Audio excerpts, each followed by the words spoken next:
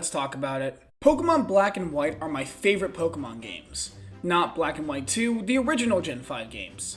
I don't know, man, something about the Pokemon, characters, story, and the Unova region itself just hit different than any other Pokemon generation for me. We're getting to that point of the year where Pokemon normally announces their next mainline Pokemon game of the year, and everything is pointing towards Unova Remakes in 2024. The biggest hint towards this is the Indigo Disc DLC. The Blueberry Academy portions of the story literally take place in Unova, and in the final trailer before release, they placed heavy emphasis on Reshiram, Zekrom, and Kyurem more than any other returning legendary. So yeah, Gen 5 is most likely coming soon, and with how Gen 4 Remakes turned out, I'm scared. Cause BDSP were... Know your fucking place, trash! Greetings my comrades, and welcome back to Zanolith. As someone who has extensively played these games, I thought I'd come on here and talk about what I'd like to see from these new Unova adventures, pretty much just some last minute predictions before they get revealed. The first thing I want to talk about is the style. Do I want it to be more 3D? Do I want it to be faithful like BDSP? Or do I want it to be something different? Well, if I had it exactly the way I wanted it, I would want a hyper-realistic, full 3D Unova game because I would like to see the places I saw growing up fully realized. I think that would just be really, really cool. But I also would be a huge fan if they decided to take the Octopath Traveler route with the 2D, 3D. I think Generation 5 would look absolutely gorgeous like that, so I think no matter what you do here, I think the art style would be good if it was either one of those things. I would not be a fan of the BDSP Faithful style of remake, just because I didn't really like it in BDSP. I felt like it was kind of a disservice to the actual Gen 4 games themselves, and I would not like to see Generation 5 take that same route.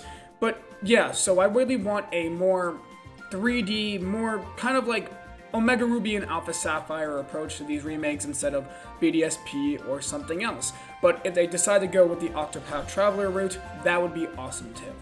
Second of all, should the game be open world or not open world? Personally speaking, I don't want them to take an open world approach to these remakes unless they are doing some sort of Legends approach to it, where they're completely changing the region itself.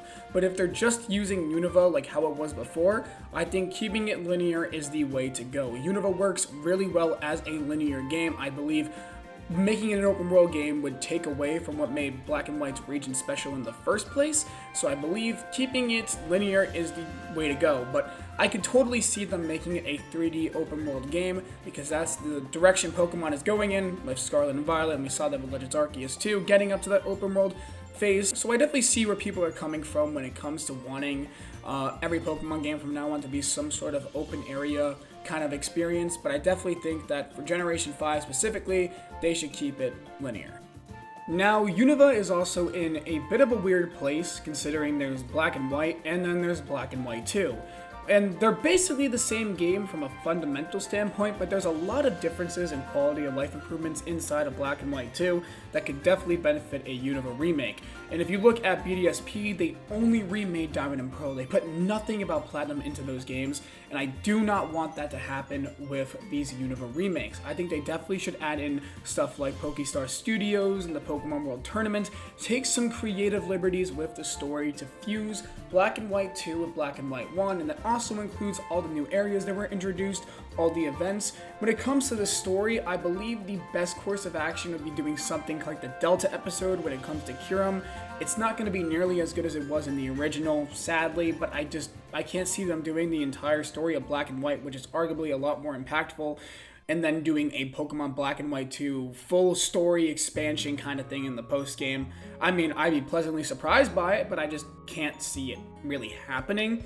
And so I think the best course of action is to take what was really good about Black and White 2, put it into these remakes, make the ultimate version of a Pokemon Black and White 1 Unova, and then when it comes to returning Pokemon, just put them in the remake from the start. It worked really well in Generation 5 originally, just having Unova Pokemon in there, but I think for these remakes, a way to make them more appealing would be to give people all the Pokemon they want throughout the game. So just take the Pokemon that are in the post game, just put them in the main game. You have a good enough Pokedex. You don't got to bring in a bunch of new Pokemon from generations post Generation 5, but you don't have to really restrict the Pokedex to just Gen 5 Pokemon this time around. I think definitely bringing in Pokemon from other generations is going to help the game be a lot more appealing to older fans, and I think it'd be really cool if you just have all the Pokemon in there, all the stuff that made Pokemon Black and White 2 good, and then some of the story. I feel like they could definitely make that work in a Delta episode-like scenario. I think it's also important to talk about what they should not do when it comes to these games.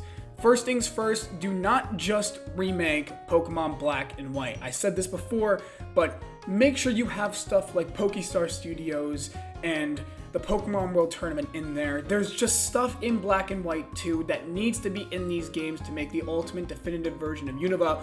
Otherwise, we're going to have a situation like Brilliant Diamond and Shining Pearl in our hands again, where the remake is not even the best way to play those versions that generation. It's not the ideal situation, and it cannot happen again. The second thing they need to do is to make sure the game is finished on release. If you do not remember, Brilliant Diamond and Shining Pearl needed a day one patch to add in stuff like the actual soundtrack and the opening to the game. We can't have that again, because people are going to go back and play Brilliant Diamond and Shining Pearl, and they're not going to be able to play the full game, because the full game wasn't even out on release. And for the love of God, my biggest criticism is, do not release another buggy mess. Scarlet and Violet are good Pokemon games, but they're held back by just how broken that game is. It's basically unplayable for some people, and I do not want that with Generation 5. It's going to turn people away from the game. It's going to make people not like Generation 5, because no matter what you say about Scarlet and Violet, what are people going to remember Gen 9 for? It's going to be how the game was broken, and I do not want that for Generation 5 remakes. Generation 4 remakes may have not been good, but at least they were playable to an extent, and we just can't have that with every release post Scarlet and Violet. The games need to not be buggy. That is the biggest things. If the games are buggy, I'm going to be very, very disappointed. That just cannot happen again. Pokemon Generation 5 remakes or not otherwise. Anything in the future, anything Pokemon mainline, any mainline Pokemon game, you need to make sure it's not buggy, Game Freak. This is probably your number one priority here. Make sure the game is playable before release. Otherwise, you're just going to keep losing your player base. Okay, I'm done complaining. I want to end the video on a more positive note.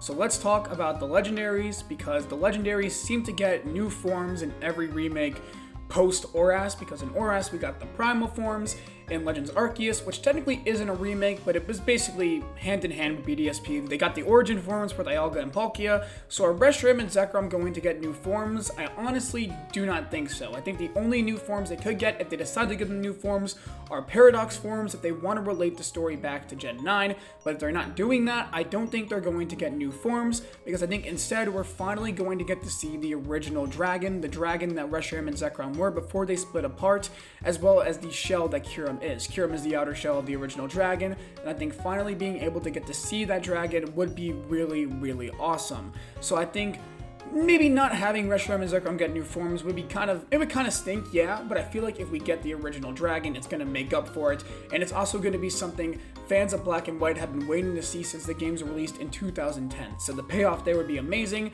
I bet you the design is going to be incredible, so hopefully we get to see some version of the original dragon. Well everyone, that's going to be it for today's video. I hope you guys are looking forward to whatever sort of mainline Pokemon game is coming out in 2024, and let me know in the comments below if you believe it's going to be Unova Remakes. With that being said, this video is a wrap. Remember to leave a like, subscribe to the channel, turn on all notifications, and to share these videos with people so they never miss an upload. With that being said, my name is Zanolith, and I'll catch you guys next time.